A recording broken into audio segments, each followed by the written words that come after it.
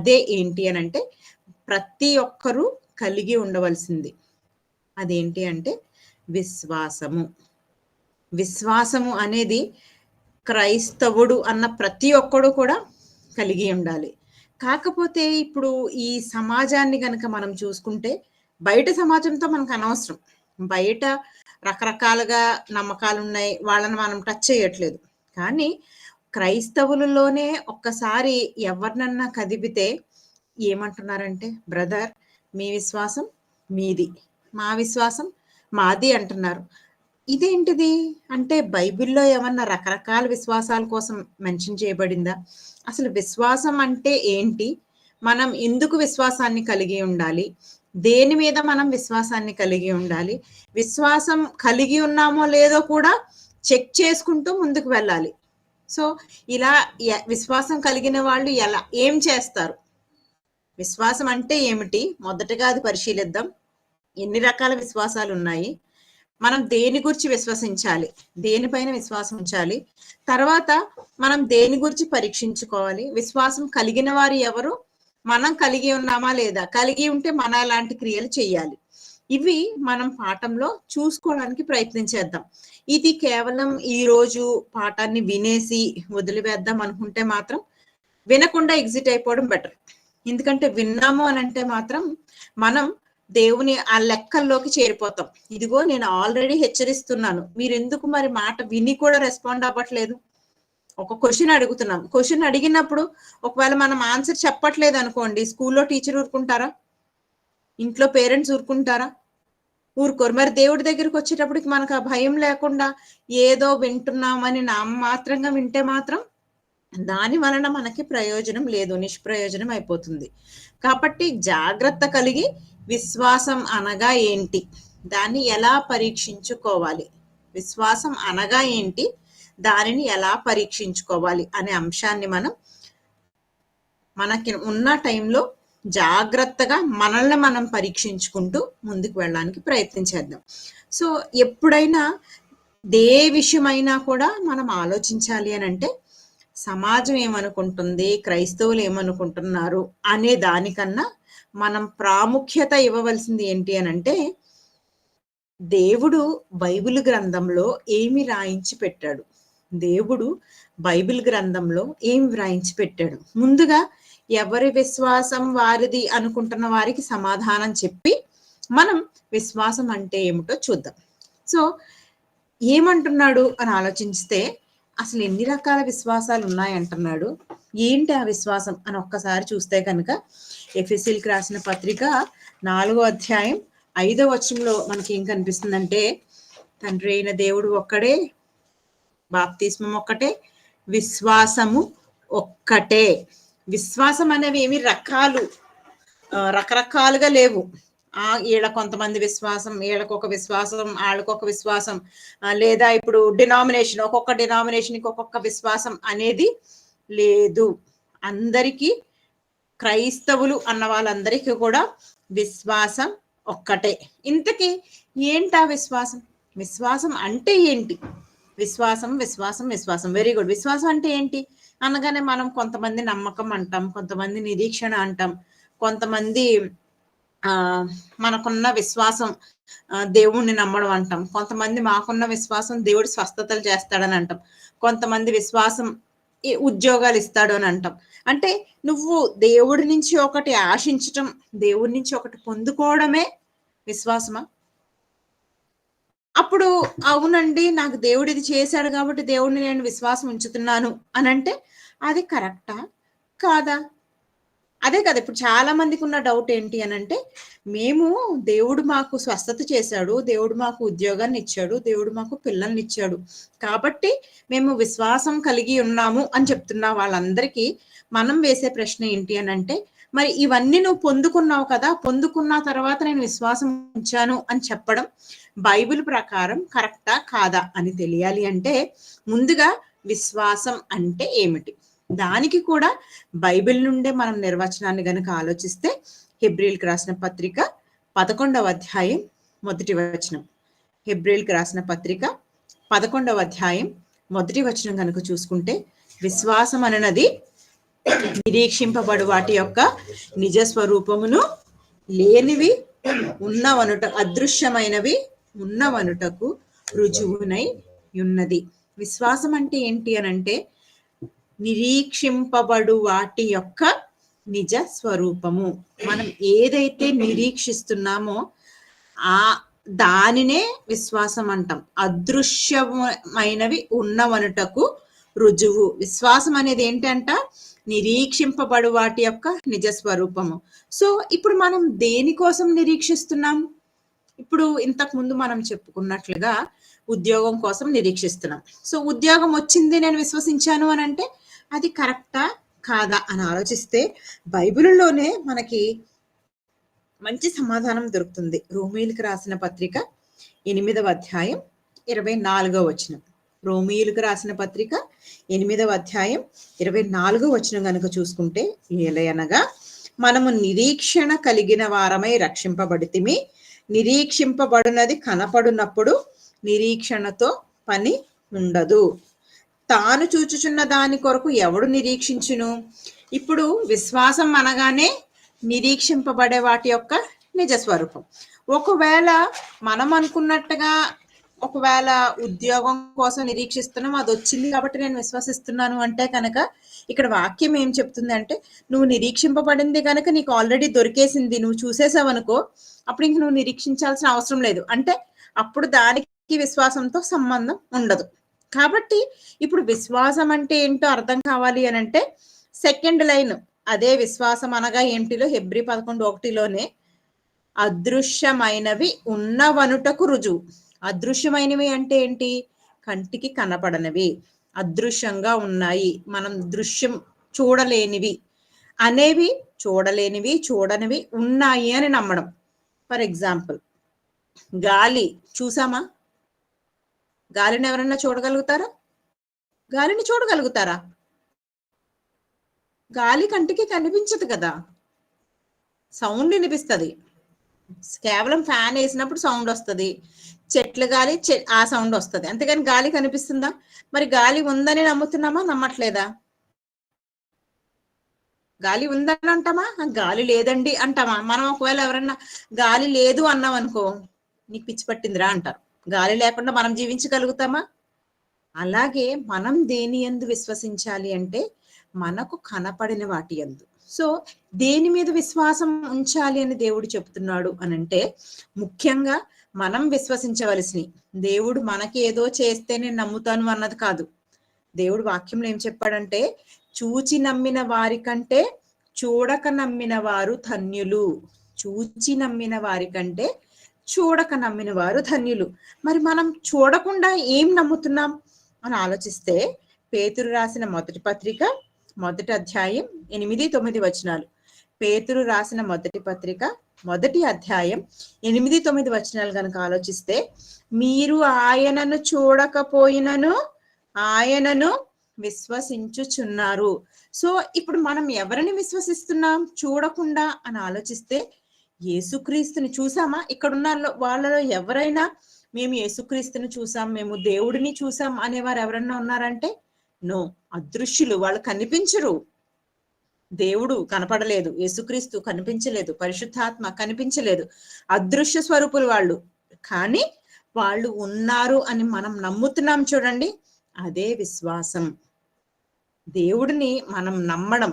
ఇంకా ఇంకేమి అదృశ్యమని ఉన్నామన్న మనం నమ్ముచున్నాం అంటే, చూడకుండా మనం ఇంకేది నమ్ముతున్నామంటే, మనం అందరం నిరీక్షిస్తున్నదే ఏంటి అదంటే పరలోకం లేదా నిత్య జీవం. ఎవరైనా పరలోకానికి వెళ్ళి వచ్చారా అంటే యేసుక్రీస్తు తప్ప ఇంకెవ్వరు కూడా వెళ్ళలేదు. మనం పరలోకాన్ని చూసామా అంటే కేవలం ఊహించుకున్నాం. పరలోకం అంటే బంగారమయంగా ఉంటది, అక్కడ ఆకలి ఉండదు, నిద్ర ఉండదు, దాహం ఉండదు, ఈ టెన్షన్లు, భూమి మీద మనకున్న టెన్షన్లు ఏవి ఉండవు, మంచి స్థలం అని మనం అక్కడికి వెళ్ళాలని ఆశపడుతున్నాం.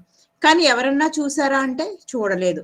చూడక నమ్మిందే, అదృశ్యమైనది, మన కంటితో మనం చూడకుండా నమ్మిందే విశ్వాసం. మనం దేని యందు విశ్వాసం కలిగి ఉండాలి అని అంటే, దేవుని యందు, యేసుక్రీస్తు యందు, పరిశుద్ధాత్మ యందు, పరలోకమందు. ఇవి చూడకపోయినా మనం నమ్మటాన్ని విశ్వాసం అని పిలుస్తాం. ఓకే, ఇక్కడ వరకు మనకి క్లారిటీ వస్తే మనం నెక్స్ట్ ఆలోచించడానికి ప్రయత్నం చేద్దాం. ఇక విశ్వాసం అంటే ఏంటో అర్థమైంది, దేని కొరకు విశ్వాసం ఉంచాలో అర్థమైంది. మనకి ఇక్కడ ఒక డౌట్ ఉండిపోద్ది, అరే మరి చూసి నమ్మితే అది విశ్వాసం కాదంటారా అని ఆలోచిస్తే మనకి వాక్యంలోనే రోమీలకు రాసిన పత్రిక, ఇందాక కూడా మనం రోమీలదే చూసాం, ఇప్పుడు కూడా రోమీలు రాసిన పత్రికలోనే 10వ అధ్యాయానికి వెళ్తే 18వ వచనంలో ఏమంటాడనంటే, విశ్వాసం చూస్తే నమ్మడం కాదు. మనం ఏదో మనకు ఒక కార్యం జరిగిపోయింది, మనకేదో దేవుడు ఒక మేలు చేశాడు, లేదా దేవుడి నుంచి మనకి ఏదో ఒక దీవెన ఆశీర్వాదం వచ్చేస్తేనే నేను నమ్ముతాను అనుకుంటే మాత్రం అది పొరపాటు. విశ్వాసం దేని వలన కలగాలి అని దేవుడు అంటున్నాడు అనంటే, వినుట వలన విశ్వాసం కలుగును, వినుట క్రీస్తును గూర్చిన మాట వలన కలుగును. నోట్ చేసుకోండి, రోమీయులకు రాసిన పత్రిక 10వ అధ్యాయం 18వ వచనం కనుక చూసుకుంటే, వినుట వలన విశ్వాసం కలుగును, ఆ విశ్వాసం క్రీస్తుని గూర్చిన మాట వలన. అంటే మనం దేవుని వాక్యాన్ని విని నమ్మాలే తప్ప దేవుడు నాకు ఏదో చేస్తేనే నమ్ముతాను. ఇప్పుడు దేవుడు చచ్చిపోతున్నాం, చాలా మరణకరమైన రోగం వచ్చింది, సరే నన్ను బాగు చేస్తే నమ్ముతాను అంటావు, రేపు చచ్చిపోకుండా ఉంటారా? ఈ రోజు బ్రతికినా, ఇప్పుడు లాజరు చనిపోయాడు తిరిగి లేచాడు, అలాగని యేసుక్రీస్తే లేపాడు కదా అని ఎల్లకాలం ఉండిపోయాడు అంటే, కొంతకాలం తర్వాత లాజరు కూడా చనిపోయాడు. సో ఈ శరీర క్రియల కోసం, శరీరం కోసం మనం నమ్మటం అనేది విశ్వాసం కాదు, అది కేవలం మన స్వార్థం మాత్రమే. మనం వాక్యాన్ని విని దేవుడు ఉన్నాడు అని నమ్మాలి, క్రీస్తు ఉన్నాడు అని నమ్మాలి, పరిశుద్ధాత్మ ఉన్నాడు, మనం దేవుని కొరకు బ్రతికితే పరలోకం చేరుతాము అని మనం నమ్మాలి. ఎందుకు ఈ విశ్వాసానికి అంత ప్రాముఖ్యతనిచ్చాడు యేసుక్రీస్తు, అసలు ఏం చెప్తున్నాడు ఈ విశ్వాసం కోసం అని ఆలోచిస్తే, శిష్యులు యేసుక్రీస్తు దగ్గరికి వచ్చి ఏమంటారు అని అంటే, మాకు విశ్వాసాన్ని వృద్ధి పొందించుము.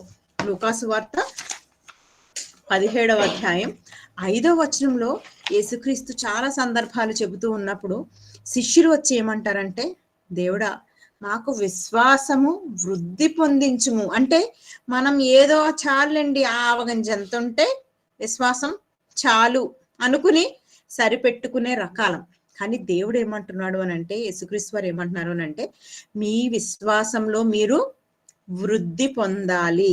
వృద్ధి అంటే నేను ఎప్పుడు అసలు నేను స్కూల్లో జాయిన్ అప్పటి నుంచి ఇప్పటి వరకు నేను ఫస్ట్ క్లాసే చదువుతున్నాను అన్నారనుకో, అప్పుడు మీరు వృద్ధి పొందినట్ట?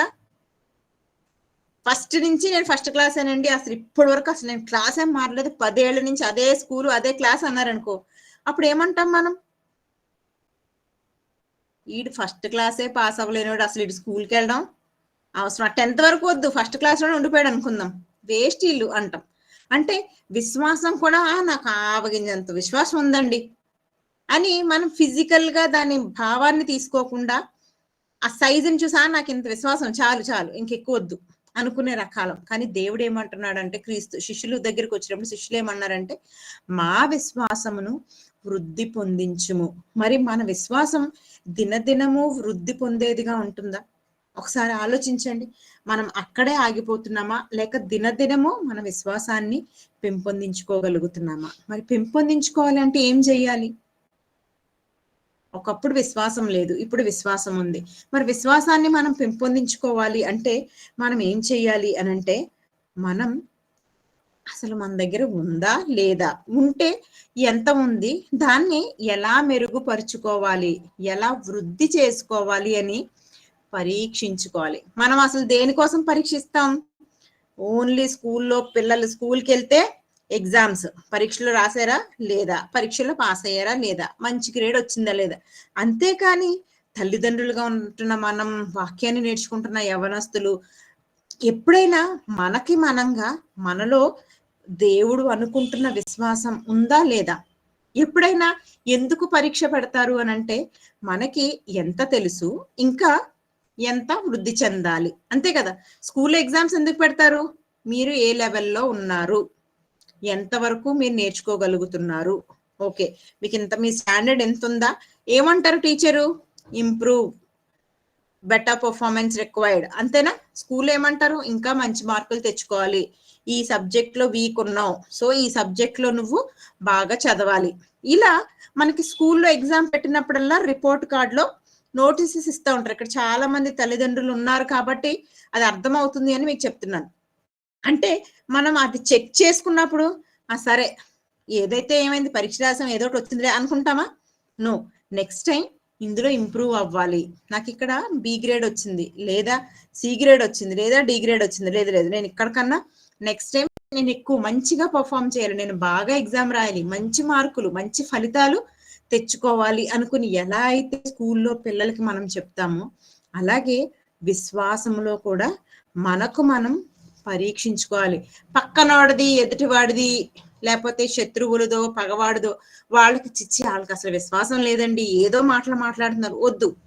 పక్కన వాళ్ళని మనం పరీక్షించవలసిన అవసరత లేదు, దేవుడు అది మనకి చెప్పలేదు. మీరు అలా చేస్తే ఆజ్ఞను అతిక్రమించిన వారే, అంటే పాపం చేసిన వాళ్ళు అయిపోతారు. ఏమంటున్నాడు అని అంటే, మొదటి కొరింథీయులకు పౌలు గారు రాస్తూ మొదటి పత్రికలో 11వ అధ్యాయం 28వ వచనంలో ఏమంటున్నాడంటే, కాబట్టి ప్రతి మనుషుడు తన్ను తానే పరీక్షించుకోవాలి, తనకు తానుగా నేను విశ్వాసం కలిగి ఉన్నానా లేదా, ఎప్పటికప్పుడు ఈరోజు ప్రతిరోజు కూడా మనకు మనం చెక్ చేసుకోవాలి, నేను విశ్వాసం కలిగి ఉన్నానా లేదా, నేను తండ్రిని కుమారుని పరిశుద్ధాత్మని పరలోకానికి నేను వెళ్ళాలి అంటే ఆ నిరీక్షణ మనకు కలిగి ఉందా, ఎక్కడైనా నేను తగ్గిపోతున్నానా, కోల్పోతున్నానా, వాక్యాన్ని వింటూ ముందుకు సాగగలుగుతున్నామా లేదా అని మనల్ని మనం పరీక్షించుకుంటూ ముందుకు వెళ్ళిపోవాలి. అసలు మరి వెళ్ళిపోవాలి, చెయ్యాలి అని చెప్తున్నారు, ఎవరన్నా ఉన్నారా? అసలు ఇది సాధ్యం అవుతుందా? విశ్వాసం అనేది కలిగి ఉండడం సాధ్యం అవుతుందా అవ్వదా అనేది ఒక్కసారి ఆలోచిస్తే, దేవుడు మనకి అసాధ్యమైనది ఏది ఇవ్వడండి.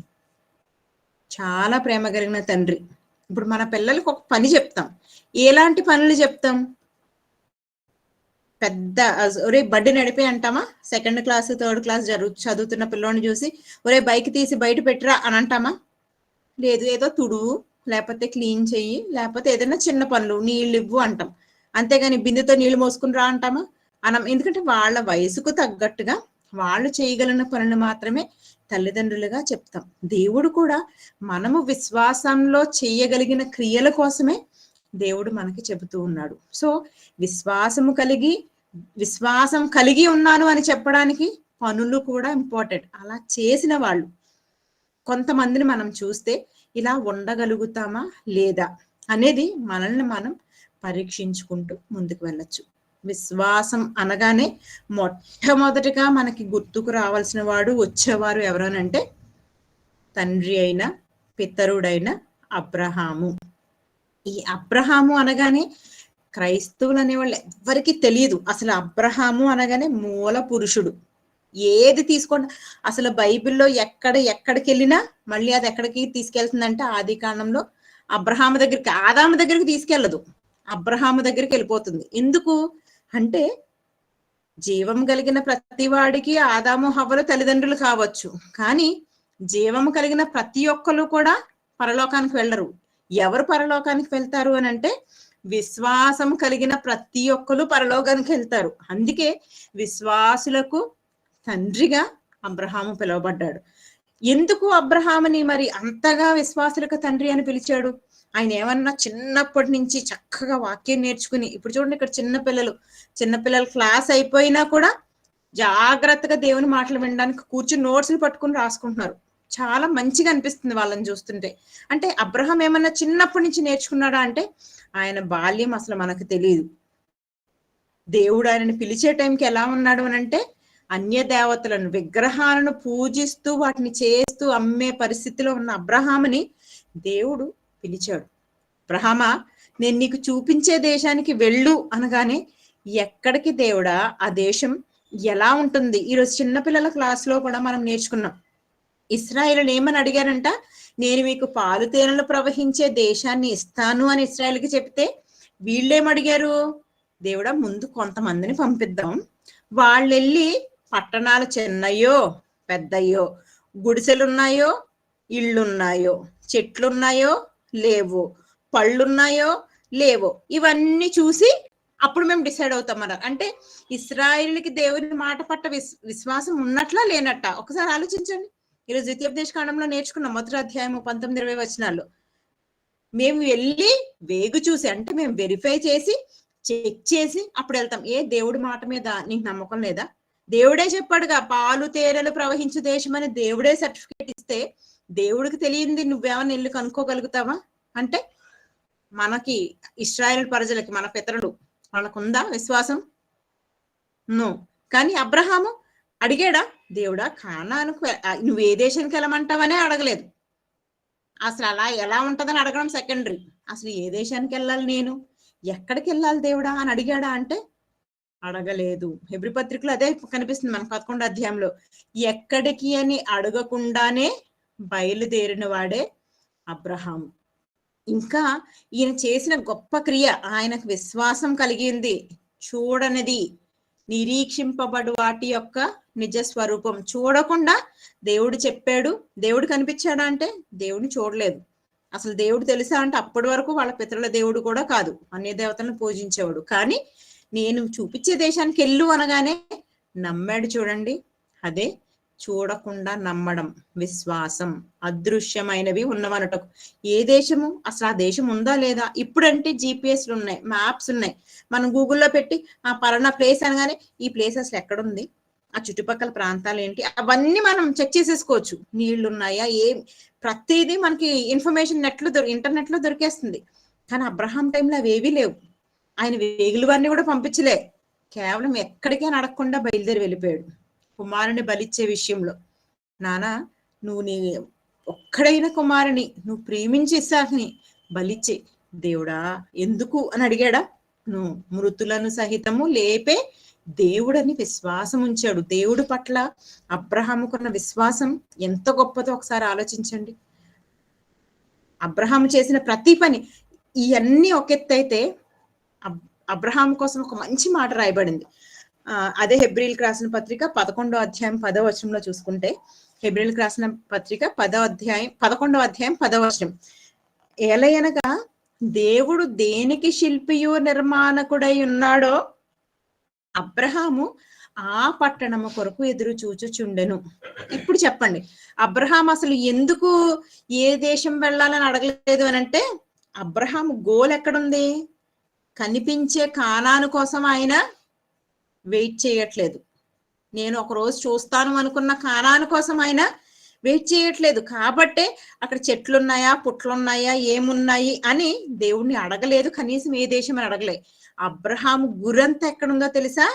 తన విశ్వాసం ఎక్కడుంది అని అంటే తాను వెళ్ళబోయే పరలోకం. అది అప్పటికి అబ్రహాం టైంకి ఎవరన్నా చూసారా? ఇప్పుడంటే యేసుక్రీస్తు వెళ్ళి వచ్చాడు కాబట్టి మనకు నమ్మడానికి ఒక మంచి ఆస్కారం ఉంది. కానీ అబ్రహాం టైంలో అసలు స్కోపే లేని టైంలో అబ్రహాము పునాదులు గల పట్టణం అనగానే ఓకే మనలాగే అక్కడ కూడా పిల్లర్స్ వేసి మంచి పునాది బేస్మెంట్ తీసి కడతారు అని మీనింగ్ కాదు. పునాదులు గల పట్టణం అనగానే కదలనిది, స్థిరమైనది అని అర్థం. సో అలాంటి పట్టణం కొరకు అబ్రహాము ఇప్పటికీ ఎదురు చూస్తూనే ఉన్నాడు. కొన్ని వేల సంవత్సరాలు గడిచిపోయినా అబ్రహాము ఇంకా పునాదులు గల పట్టణానికి ఎదురు చూస్తూ ఉన్నాడు. కాబట్టే మనందరికీ విశ్వాసులైన మనకు తండ్రిగా ఉన్నాడు. ఇక లిస్ట్ చూస్తే ఇంక ఎవరండి విశ్వాసులు? అబ్రహాం ఒక్కడే కదా, ఒక్కడిని చూపించి మమ్మల్ని కూడా ఇలా విశ్వాసం ఉంచమంటే అని అడగద్దు. హెబ్రీలకు రాసిన పత్రిక 11వ అధ్యాయం లిస్ట్ చూడండి. ప్రతి ఒక్కరు కూడా విశ్వాసం కలిగి వాళ్ళు ఏమేం చేశారు. ఒక ఇస్సాకు విశ్వాసంతో దీవించాడు. యోసేపు విశ్వాసంతోనే లేదు మీరు మళ్ళీ కానానికి వెళ్ళిపోతారు అనే ఒక విశ్వాసం తెలియదు ఆయనకి. కానీ నేను మళ్ళీ తిరిగి కానానికి మీరు వెళ్తారు, అప్పుడు నా ఎముకలు తీసుకెళ్ళిపోండి. ఇలా మోషే, దావీదు, యెఫ్తా, న్యాయాధిపతులు, సమూయేలు, సంసోను వీళ్ళందరూ కూడా దేవుని యందు విశ్వాసం. దేవుణ్ణి చూసారా అంటే చూడలేదు, కానీ దేవుని యందు విశ్వాసాన్ని కలిగి ఉన్నారు. మరి వీళ్ళందరూ విశ్వాసాన్ని కలిగి ఉన్నారు. విశ్వాసానికి తగిన క్రియలు వీళ్ళు చేయగలుగుతున్నారు. మరి అబ్రహాముకి తండ్రి మాకు అబ్రహాము తండ్రి, మేము విశ్వాసలము, మా విశ్వాసులందరికీ అబ్రహాము తండ్రి అని చెప్పుకుంటున్న మనం నిజంగా దేవుడు అనుకుంటున్న విశ్వాసాన్ని మనం కలిగి ఉన్నామా? ఒకసారి ఆలోచించండి. అసలు పిల్లలందరికీ పాఠాలు నేర్పిస్తూ ఉన్నప్పుడు మేము శద్రకు, మేషకు, అబేద్నగో పాట కూడా నేర్పించాం. ఈ శద్రకు, మేషకు, అబేద్నగోలు ఎంత విశ్వాసం కలిగి ఉన్నారు అని అంటే, వాళ్ళని మీరు ప్రతిమకు మొక్కితే మిమ్మల్ని అగ్నిగుండంలో పడేస్తాం అనగానే వాళ్ళు ఒక్కటే మాట, మా దేవుడు రక్షించుటకు సమర్థుడు, రక్షింపకపోయినా మేము మాత్రం మొక్కే పనే లేదు. అంటే వాళ్ళకున్న విశ్వాసం చిన్ననాటి నుండే వాళ్ళకున్న విశ్వాసం, అబ్రహాము పెద్దయ్యాక చూపించిన విశ్వాసం, ఇలా విశ్వాసం ద్వారా వారి క్రియలను క్రియల ద్వారా మాకు విశ్వాసం ఉంది, మేము విశ్వాస వీరులము అని నిరూపించుకోగలిగారు. మరి ప్రతిరోజు వాక్యాన్ని వింటూ, మనకి సత్యవాక్యము సంపూర్ణంగా మనందరికీ వచ్చింది, ప్రతి ఒక్కరు కూడా వాక్యాన్ని చదువుతున్నాం, విరివిగా లభ్యమవుతుంది. అప్పట్లో రాతి పలకలు, గ్రంథపు చుట్టలు ఇవి చాలా కష్టం చదువుకోవడానికి. అబ్రహాము టైంలో అసలు ధర్మశాస్త్రం అనేదే లేదు, ఆయన నమ్మాడు. మోషే కాలంలో ధర్మశాస్త్రం వచ్చింది, ఆయన నమ్మాడు. దానియేలు, శద్రకు, మేషకు టైంకి ఇంకొన్ని గ్రంథాలు వచ్చినాయి, వాళ్ళు నమ్మారు. కొత్త నిబంధనలో శిష్యులు విశ్వసించారు. మరి ఈ కాలంలో మనకి సంపూర్ణంగా వాక్యం అందుబాటులో ఉన్నప్పుడు మనం దేవుని యందు నిజంగా విశ్వాసాన్ని కలిగి ఉండగలుగుతున్నామా? ఇప్పుడు ఆలోచించండి, దేవుడు మిమ్మును మీరే పరీక్షించుకొనుడి అని అన్నాడు అని అంటే మనం పరీక్షించుకునే అవసరత ఉందా లేదా? ఎలాంటి విశ్వాసం ఉంది? అబ్రహాం లాంటి విశ్వాసం మనకుందా? శద్రకు, మేషకు, అబేద్నగో లాంటి విశ్వాసం మనకుందా? మోషే లాంటి విశ్వాసం మనకుందా? ఎవరి లాంటి విశ్వాసం మనం కలిగి ఉంటున్నాం? ఎంతవరకు విశ్వాసంలో మనం నిలబడగలుగుతున్నాం అనేది చాలా ఇంపార్టెంట్. ఇది మనం పరీక్షించుకోగలిగినప్పుడు మాత్రమే మనం నిలబడగలుగుతున్నాం. ఎందుకు ఇంత అవసరత? విశ్వాసాన్ని మీరు పరీక్షించుకోండి, దినదినము వృద్ధి చేసుకోండి అని ఎందుకు దేవుడు హెచ్చరికలు మనకు చేస్తున్నాడు? ఇప్పుడు జాగ్రత్త, రే సైకిల్ తొక్కుతున్నావు జాగ్రత్త అని ఎందుకు చెప్తాం? రోడ్డు మీదకి వెళ్తున్నావు జాగ్రత్త అని ఎందుకు చెప్తాం? ఒకసారి చెప్పండి. వాడు పడిపోతాడేమో, అంతే కదా, ఎవరన్నా వచ్చి గుద్దేస్తారేమో, అందుకే కదా ఇంట్లో అమ్మోళ్ళు పిల్లలు బయటికి వెళ్తున్నారు అనుకోండి, జాగ్రత్త అని చెప్పి పంపిస్తారు, అవునా? భర్త ఆఫీస్కి వెళ్తున్నారు, భార్య జాగ్రత్త, జాగ్రత్తగా వెళ్ళాడు అంటే భర్త ఏమైనా అటు ఇటు తొక్కుతాడనా? కాదు, ఎలా ఉంటాయో పరిస్థితులు జాగ్రత్తగా చూసుకుని వెళ్ళండి అంటే. ఎందుకు జాగ్రత్త అవసరం అంటే పడిపోయే ప్రమాదం, దెబ్బలు తగిలే ప్రమాదం ఉంది.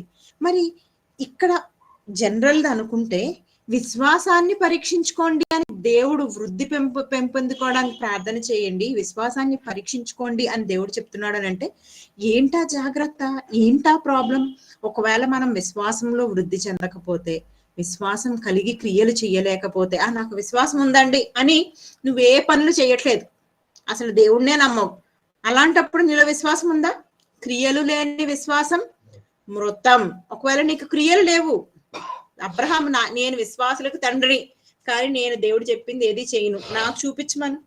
ఇప్పుడు మన తోమలాగా నేను ఏలు పెట్టి చూస్తేనే నమ్ముతాను, పక్కలో చెయ్యి పెట్టి చూస్తేనే నమ్ముతాను అన్నాడు అనుకో, అప్పుడు అబ్రహాం విశ్వాసులకు తండ్రి అయ్యేవాడా? క్రియ చాలా ఇంపార్టెంట్. నువ్వు విశ్వాసం కలిగి ఉన్నావు అని అంటే నీ క్రియలు కూడా చాలా ఇంపార్టెంట్. మరి అది నువ్వు కలిగి ఉంటున్నావా? ఎందుకు దేవుడు ఇంత అలర్ట్ ని చెబుతున్నాడు అని ఆలోచిస్తే ఒక మంచి మాట, అంటే యేసుక్రీస్తు వారే ఒక హెచ్చరికను కూడా చేస్తున్నాడు. అదే లూకా రాసిన సువార్త 18వ అధ్యాయం 8వ వచనం. చాలా ఇంపార్టెంట్ అండి ఇది. మనం ప్రతిరోజు కూడా మనం గుర్తు తెచ్చుకుని మనం చదవాల్సిన అవసరం ఎంత ఉంది. లూకా సువార్త 18వ అధ్యాయం 8వ వచనం. అక్కడ చివరి మాట చూసుకుంటే, అయినను మనుష్య కుమారుడు వచ్చినప్పుడు ఆయన భూమి మీద విశ్వాసము కనుగొనునా. ఇక్కడ ఏమంటున్నాడు? మనుష్య కుమారుడు భూమి మీదకి వస్తారు, భూమి మీదకి మనుష్య కుమారుడు వచ్చినప్పుడు విశ్వాసాన్ని కనుగొనగలడా అంటే ఇక్కడ అర్థం ఏంటి? కనుగొనగలడా, ఏరా నువ్వు పాస్ అవుతావా అని అడిగేమనుకో, దాని అర్థం ఏంటి? చాలా కష్టం, నువ్వు పాస్ అవ్వడం చాలా కష్టం, అవుతావో లేదో డౌట్. ఇక్కడ యేసుక్రీస్తు కూడా ఏం చెప్తున్నాడు అంటే, మనుష్య కుమారుడు తిరిగి భూమి మీద అంటే రెండవ రాకడ కాలానికి విశ్వాసమని కనుగొందున. అంటే విశ్వాసం సన్నగిల్లిపోతుంది, నీరసించిపోతుంది. వ్యక్తుల పట్ల, అవసరతల పట్ల, స్వలాభం, స్వప్రయోజనం నిమిత్తమే దేవుణ్ణి నమ్ముతున్నారే తప్ప నిజంగా దేవుడు అని భయము కలిగి దేవుడి పట్ల విశ్వాసం ఉంచట్లేదు. కనుక ఈ వాక్యాన్ని వింటున్న ప్రతి ఒక్కరు కూడా చేయవలసిన పని ఏంటి అని అంటే, ఈ రోజు నుంచైనా మనము ప్రతిరోజు దేవుణ్ణి అడుగుదాం, తండ్రి మా విశ్వాసాన్ని వృద్ధి చెయ్యి, పెంపొందించు, పెంచు దేవుడా, మేము నిలబడగలగాలి భయంకరమైన పరిస్థితుల చుట్టూ. ప్రతిరోజు న్యూస్ లో ఇక్కడ దాడి, క్రైస్తవుల మీద దాడి, చర్చిలో దాడి, ఇలాంటివి ఎన్నో రకాలు. ఫిజికల్ గా చర్చెస్ ని పాడు చేయడం, కూల్చివేయడం, కాల్చివేయడం చేస్తున్నారు. ఒక పక్క ఇది నడుస్తుంటే ఇంకొక పక్క ఆత్మీయంగా మనల్ని దెబ్బతీసేది. యేసుక్రీస్తు దేవుడు కాదు. ఈ రోజు పొద్దున్న నుంచి ఈవినింగ్ వరకు డిబేట్ నడుస్తూనే ఉంది, యేసుక్రీస్తు దేవుడు కాదు అంటే మన యొక్క విశ్వాసాన్ని అణగదొక్కేసేటట్టుగా, ఆర్పివేసేటట్లుగా ఎన్నో రకాల ప్రయత్నాలు జరుగుతున్నాయి. కాబట్టి మనం దేవుడిని, దేవుడా మా విశ్వాసాన్ని పెంపొందించు, అంతము వరకు కూడా మేము నీ కోసం నిలబడాలి, అంతము వరకు సహించిన వాడే రక్షింపబడును. మనం దేవుని కొరకు మన ప్రాణం పోయేంత వరకు, లేదా యేసుక్రీస్తు రాకడ వచ్చే వరకు కూడా విశ్వాసము కలిగి దేవుని కొరకు శ్రమలను సహిస్తూ, విశ్వాసముకు తగ్గ క్రియలు, దేవుడు చెయ్యమన్న క్రియలు, అదే ఎఫెసీ 2:10 ఉంటుంది, ముందుగా సిద్ధపరిచిన సత్క్రియలు చేయుటకే. సో దేవుడు సిద్ధపరిచిన సత్క్రియలు చేస్తూ మన జీవితాన్ని కొనసాగించాలి. అప్పుడు మాత్రమే విశ్వాసము కలిగిన వారు, యేసుక్రీస్తు వచ్చే సమయానికి ఎవరైతే విశ్వాసులుగా దేవుని యందు నమ్మకము కలిగి ఉంటారో వాళ్ళు మాత్రమే ఎత్తబడతారు. ఎప్పుడు వస్తాడో మనకి తెలీదు. యేసుక్రీస్తు రాకడ ఏ సమయంలో ఉంటుందో మనం ఎవరికీ తెలీదు. ఇప్పుడు రావచ్చు, నువ్వు పడుకున్నప్పుడే రావచ్చు, నువ్వు పనిలో ఉన్నప్పుడే రావచ్చు. లేదండి 2000 సంవత్సరాల నుంచి చెబుతున్నాడు, ఇప్పుడే కాదులే, మన జనరేషన్ అయిపోద్ది, ఇంకా టైం ఉంది అని అనుకుంటే ఒకవేళ వచ్చేస్తే వెరీ గుడ్, టైం ఉంటే మంచిదే. కానీ ఒకవేళ యేసుక్రీస్తే వస్తే నువ్వు నేను నిలబడగలుగుతామా? యేసుక్రీస్తు అనుకునే విశ్వాసుల గుంపులో, ఎత్తపడే గుంపులో మనం ఉండగలుగుతామా? ఆలోచించండి. ఆలోచించి సరైన నిర్ణయం తీసుకొని మన విశ్వాసాన్ని పెంపొందించుకుంటూ, తగిన క్రియలు చేస్తూ, అంతము వరకు సహిస్తూ, దేవుని అనుకుంటున్న పిల్లలుగా దేవుడిని చేరే వరకు కూడా మనం మంచిగా దేవునికి ఇష్టలుగా ఉండాలని మనస్ఫూర్తిగా కోరుకుంటూ, మరి ఈ కొద్ది మాటలను దేవుడి ప్రేమను బట్టి ముగిస్తూ ఉన్నాను. మన మధ్యలో మహేశ్వరి సిస్టర్ ఉంటే ప్రార్థన చేస్తే ఈ క్లాస్ ని క్లోజ్ చేసుకుందాం. మహేశ్వరి సిస్టర్. అందరికీ వందనాలండి. కళ్ళు మూసుకున్నట్లయితే ప్రార్థించుకుందాం. తండ్రి మహాపరిశుద్ధుడా, గొప్ప దేవ, మీ జ్ఞానమైన పాదాలకి అనేక వందనాలు నాయన. మమ్మల్ని ప్రేమించి సమయం వరకు క్షేమంగా కాపాడిన విధానం బట్టి వందనాలు. నీ చక్కటి మాటలు నాయన మేము వినుటకు ప్రభువా మమ్మల్ని నాయన మరి సిద్ధపరిచి నీ సన్నిధిలో చేర్చిన విధానం బట్టి వందనాలు దేవా. మా యొక్క విశ్వాసం గురించి ప్రభువా మరి కొద్ది మాటలు మేము నేర్చుకున్నాము. మరి ప్రభువా మా విశ్వాసం ఎలా ఉందో మమ్మల్ని మేము పరీక్షించుకుంటూ ముందుకెళ్ళుటకు సహాయం చేయండి ప్రభువా. మరి పితరుల వల్లే మరి మా విశ్వాసం కూడా నా తండ్రి నీ అందునైనా మేము నిలకడగా ఉండి ప్రభువా మా కోసం ఏదైతే సిద్ధపరిచారో వాటి విషయమై నిరీక్షణ కలిగి విశ్వసించి ముందుకెళ్లే భాగ్యం అనుగ్రహించండి.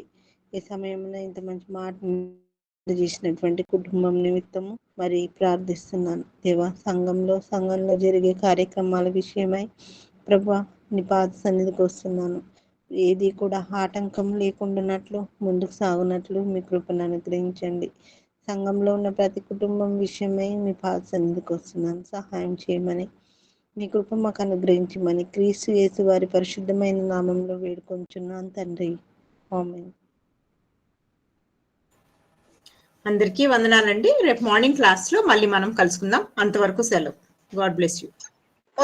వందనాలు నాన్న.